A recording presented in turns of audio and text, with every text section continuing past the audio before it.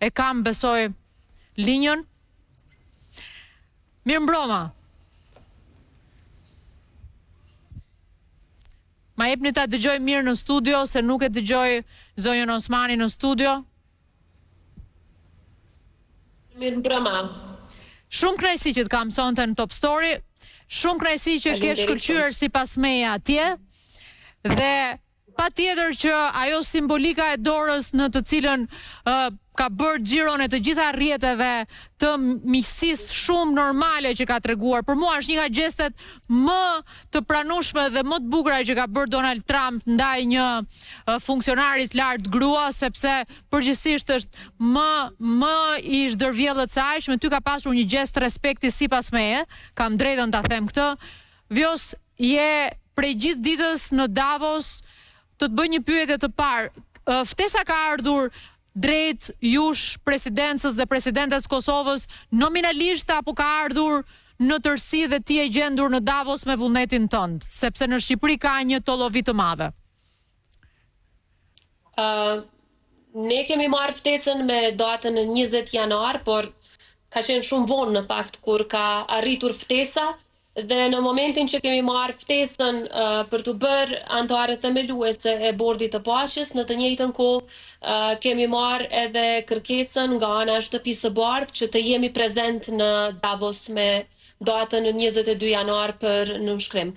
Unë nuk kam qenë në Davos, nuk e kam pas plan në fakt fare të udhtoj kësaj radhe, megjithatë pas ftesës nga presidenti Trump që të jem në mesin e nënshkruesve të themelimit të kësaj organizate ndërkombëtare të paqes, e cila udhëhiqet nga Shtetet e Bashkuara të Amerikës, natyrisht që menjëherë kemi udhëtuar dhe jemi vetëm sot këtu, menjëherë do të kthehemi pas mesnatë, nisemi për Kosovë, pra është një ditë do të thoja me peshë historike për të gjitha shtetet pjesëmarrëse, për të gjitha shtetet që edhe do të bashkohen më pastaj, por në veçanti për Republikën e Kosovës, sepse për ne si shtet antarësimi në çdo organizatë ndërkombëtare ka rëndësi.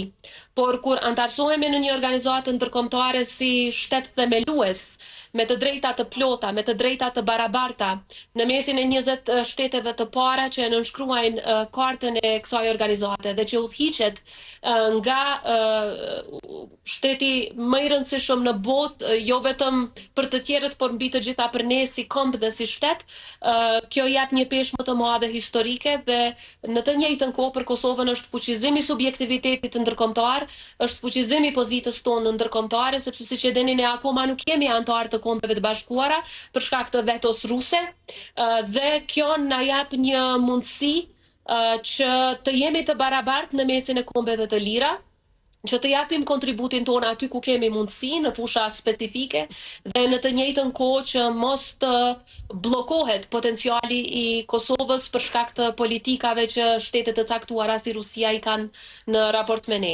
Pra ftesa ka ardhur nga presidenti edhe për të bashkuar si antare themeluese e Bordit të Paqes dhe njëkohësisht që të jem këtu prezent me datën 22 në ceremoninë e nënshkrimit. Vjos, kam këtë pyetje të rëndësishme sa i përket natyrës së këtij, le të themi kësaj organizate që është themeluar. Bordi i Paqes përbëhet, është thirrur për 60 antar. Ju keni qenë aty 1/3 pak a shumë. Dhe ka 2 statuse, antarët e përhershëm dhe antarët e sekondar, le të themi kështu. Antarët e përhershëm dhe themeltar do të kenë një kontribut gati 1 miliard euro apo dollar në vite, dhe të tjerët do të shikojnë për gjatë kohës se sa mund ta kenë kontributin financiar. Thënë këtë, ju që keni qenë në themelim sot dhe keni qenë firmtarët, mundet që Kosova të marrë një status special për të qëndruar si antare përhershme e këtij bordi? Ta sqaroj një gjë, edhe në kartën e Bordit të Paqes, edhe në komunikimet që ne kemi pasur me Shtëpinë e Bardhë, me Departamentin Amerikan të Shtetit, në asnjë moment nuk është kërkuar kontribut financiar, as prej 1 miliard dollarësh, as prej ndonjë shumë tjetër. Pra, nuk është që kjo ka qenë parakusht për antarësim. Dhe karta e Bordit është shumë e qartë, që një gjë e tillë nuk kërkohet. Kjo do të varet pastaj funksionimi i organizatës ndërkombëtare si i tillë do të varet nga kontributet vullnetare të shteteve, sepse jo të gjitha shtetet i kanë mundësitë e njëjta, jo të gjitha shtetet mund të japin kontribut në fusha të njëjta. Nga aspekti i Kosovës ne më shumë kemi diskutuar për të dhënë përvojën tonë, sepse Kosova është shembull i jashtëzakonshëm në aspektin pozitiv po flas, shembull i shkëlqyeshëm i paqebërjes dhe paqe ndërtimit dhe mbijetesës së paqes do të thoja, dhe pastaj edhe ndërtimit të shtetit, ndërtimit të demokracisë është një prej shembujve që shkëlqen në nivel botror, jo vetëm në nivel të rajonit tonë, dhe për shkak se kemi qenë edhe ne shtet i dal nga lufta, i shkatruar tuaja plotësisht. Edhe përvojën tonë pastaj nga pavarësia e tutje në ndërtimin e institucioneve nga zeroja, ndërtimin e një numrit madh të institucioneve, ne mund të japim një kontribut shumë të madh nëpërmjet përvojës sonë për shtetet të tjera që mund të kalojnë në situata të ngjashme, pra nga periudha e rindërtimit, ndërtimit të paqes, ndërtimit të institucioneve, kontributi i Kosovës besoj do të jetë i rëndësishëm. Pra, nuk është që është kërkuar kontribut financiar prej nesh, por këto do të jenë vlerësime që do t'i bëjnë institucionet e Kosovës. Dhe sa i përket neve 20 që ishim sot aty, për ne si Republikë e Kosovës është teje të rëndësishme që edhe Shqipëria është e ftuar si antare themeluese në këtë bord të paqes. Jemi jashtëzakonisht krenar që edhe Kosova dhe Shqipëria do të qëndrojmë krah për krah me Shtetet e Bashkuara në këtë iniciativë, sepse besoj kur të dyja shtetet që përfaqësojmë kombin shqiptar jemi në këtë iniciativë mund të kontribuojmë më shumë, mund të bashkëpunojmë më shumë dhe mund ta faktorizojmë edhe më shumë kombin shqiptar brenda një organizate të tillë, në veçanti kur udhërrëfyes i kemi Shtetet e Bashkuara të Amerikës.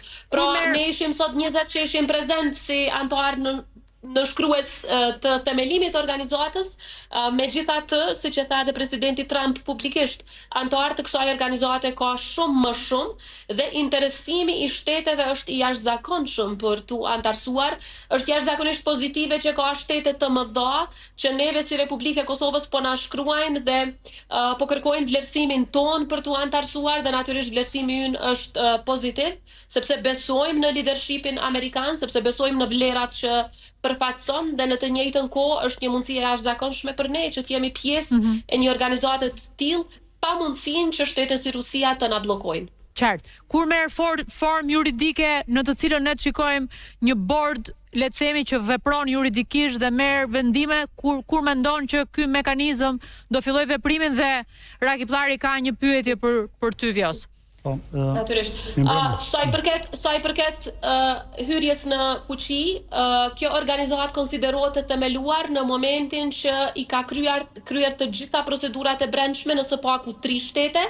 Tashmë ai numër është plotësuar dhe organizata konsiderohet të themeluar. Sa i përket Republikës së Kosovës, në sistemin ton kushtetues, si presidenti i shtetit ka të drejtë të nënshkruajë të gjitha marrëveshjet ndërkombëtare, mirë po nëse ato kanë të bëjnë me organizata ndërkombëtare dhe fusha specifike, ato shkojnë në parlament për ratifikim. Tash pas nënshkrimit tim të sotëm, në momentin që Kuvendi i Kosovës konstituohet, po atë ditë unë do ta dorëzoj për ratifikim këtë marrëveshje dhe jam besim plot që të gjitha partitë politike, duke ditur rëndësinë historike të pjesëmarrjes së Kosovës në këtë organizat, do ta ratifikojnë me shpejtësi. Qartë. Dhe në Kosovë do të hyjnë fuqi në ditën e ratifikimit dhe pastaj publikimit gazetën zyrtare, që shpresoj do të bëhet sa më parë jetë e mundur. Qartë. Zonja Osmani, mirëmbrëma. A keni djeni sepse Shqipëria nuk ishte përfaqësuar sot aty në takimin në Davos bashkë me vendet themeluese, pra pse nuk ishte kryeministri Rama ose një përfaqësues nga Shqipëria aty, keni pasur një komunikim? Unë e di që kryeministri Rama ka qenë i ftuar, sepse është ndër shtetet e para në fakt që është ftuar të jetë antare në këtë organizat, gjë që na bën jashtëzakonisht krenar edhe ne në Kosovë, dhe dua ta falenderoj për bashkëpunimin që e kemi pasur gjatë tërë kësaj periudhe. Për ne është me rëndësi që të koordinohemi edhe sa i përket antarësimit në organizata të tilla edhe për çështje të tjera sa i përket ta zëm rreth Bashkimit Evropian dhe shumë fusha të tjera, dhe këtë koordinim e kemi pasur të shkëlqyer fuqishëm, por pse nuk ka arritur të udhtoj kryeministri, besoj duhet ta pyesni atë sepse këto orët e fundit nuk kemi pas mundësi që të komunikojmë, por e di që ka qenë i ftuar. Dhe pyetja e dytë është, keni pasur një bisedë me zotin Trump gjatë momentit të firmosjes. A mund ta ndani me publikun çfarë keni folur me ta? Mund ta ndaj që ka qenë një bisedë jashtëzakonisht pozitive për Kosovën dhe që është në interes të qytetarëve të Kosovës. Këtë mund ta ndaj për momentin. Dhe ka qenë vazhdimsi e bisedës që e kemi filluar në Kombet e Bashkuara në New York me datën 23 shtator. Ka qenë vazhdimsi e kësaj. Dhe pyetja e fundit, pse keni përfaqësuar ju Kosovën si presidente dhe nuk ka qenë kryeministri Kurti në këtë takim? Pra, pse ka ndodhur kështu? Për shkak se kështu e parasheh Kushtetuta e Republikës së Kosovës, në Kushtetutën tonë është presidentja që e udhëheq politikën e jashtme dhe kjo është arsyeja pse në çdo summit ndërkombëtar, qoftë në nivel evropian, qoftë në nivele të tjera, e përfaqësoj Republikën e Kosovës. Natyrisht edhe kryeministri është këtu në Davos, por ne i kemi fushat e ndara, kompetencat e ndara, por e kemi qëllimin e përbashkët që Kosovën bashkarisht ta përfaqësojmë sa më mirë që t'jetë e mundur. Çdo sukses i kryeministrit është edhe sukses i yni, çdo sukses i yni është edhe i kryeministrit. Pra sukseset që janë në interes të Kosovës i kemi të përbashkëta. Çdo sukses i yni është edhe i partive që nuk janë sot në pushtet, sepse secili prej tyre ka dhënë një kontribut sa do të rëndësishëm që Kosova sot të jetë aty ku e meriton. Zoja Osmani, ulja juaj afër Trump. Faleminderit shumë, mua më duhet të udhtoj, kështu që ju falenderoj shumë për mirëkuptimin. Më dëgjoj vetëm një çast. 2 gjëra të Vockla se vlen, simbolike. Ulja afër Trump. E zgjodhi ai, 1, dhe 2 ta më thuaj çfarë të tha të zgjedhësh fustan të kuq. Sa i përket çështjes së parë, ato kanë qenë rregulla të përcaktuara nga Shtetet e Bashkuara të Amerikës, natyrisht edhe çështja e uljes, edhe çështja e nënshkrimit, edhe çdo detaj tjetër protokollar ka qenë i planifikuar nga ekipi i shtëpisë së bardhë. Sa i përket ngjyrës së kuqe, është ngjyra ime e preferuar.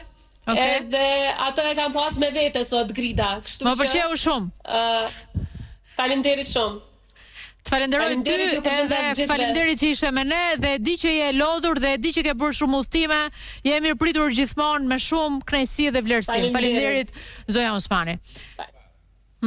Udhtim të mbar.